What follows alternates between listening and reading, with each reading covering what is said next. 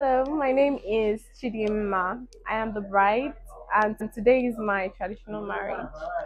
So, I'm so happy and grateful to God for today. I'm really, really overjoyed. I'm grateful for my husband. He's such a sweet man, makes me happy, such a selfless man.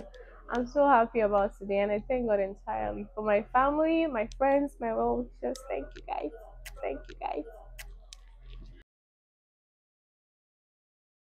My name is Joyce Ndubisi. I'm a friend, former classmate, and then now colleague to the bride. And one thing I've always known Chidima for is that she's kind and then she's grateful. So today I pray that the Lord continues to give her reasons to be grateful, and then the Lord blesses her marriage and then give her complete joy all the days of her life. Congrats, baby girl. I'm Benita Wachuku. I'm a friend to the bride. We've been friends since like medical school. So Chidima is a nice girl. She's kind, she's loving, she's beautiful in and out. Chidima, on this your special day, I wish that your marriage will last. I wish that nothing would come in between your marriage. You shall be blessed with beautiful kids. God shall continue to bless you and your husband and keep your marriage. In Jesus' name, amen. Thank you. Well, my name is Mwanko Vivian Chamaka. I'm a medical doctor and a colleague of Chidinma. We've been friends for over 7 years. Chidinma, you're an awesome person. And today you deserve all the happiness that comes in your life. You deserve love, you deserve happiness. I pray that the good Lord will protect you, prosper you, and make your marriage a beautiful one. We're about to have fun. Enjoy your day. Congratulations, my love. Bye. My name is Mrs. Okonkwo Mary Teresa. Chidinma is my daughter, my first issue for that matter. She's a medical doctor. I'm proud of her.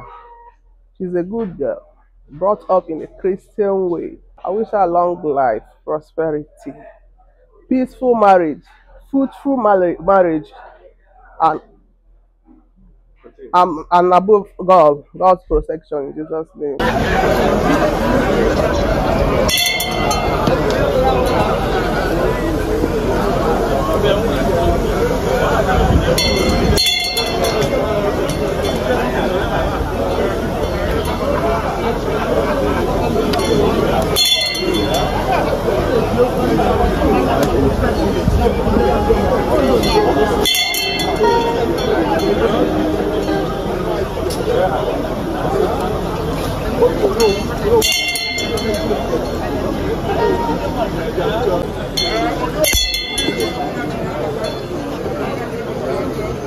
I am a from Bata Ndichio, Umunati to Wabili, headed by Olo Umunati Nosa. Ndichio Kanamu Nono. Ondogo, iji we kwapi osodo, ifa abo, onwehi ifa na ewota n'isi nwaanyị ezuo. Mana anyị si ka ewetala unu na iji wee mezuo dịka nkwakọrịta nke anyị ayọkwụzi unu fụ ayịyọ n'otu. Ayịyọ anyị na-ayọ unu bụ n'ụlọ amalife niile anyị eme iji aja si meela anyị ngwa ngwa na ngwa ngwa dịka ife si wee kwụrụ anyị ekene unu deme.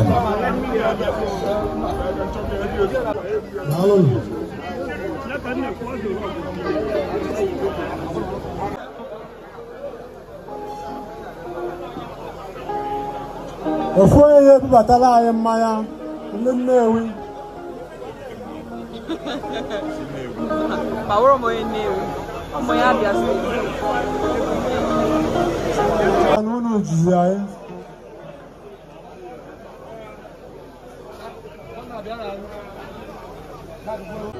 Biko ebe ngwa ngwa ka emeghara ọdachi anyị na-anwakwanụ. Yes. God is in control.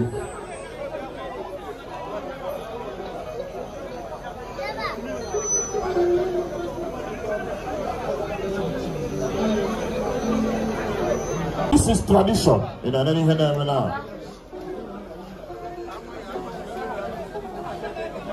Because people told that this girl is high here. If you want to buku by the girl. No, the money will be the money. What want to go to the? What happened if you do not? I'm going now, but I go. No, no, no. Kanda Ozunaba. Yes. Onye Ozunaba. Onye Ozunaba for those watching.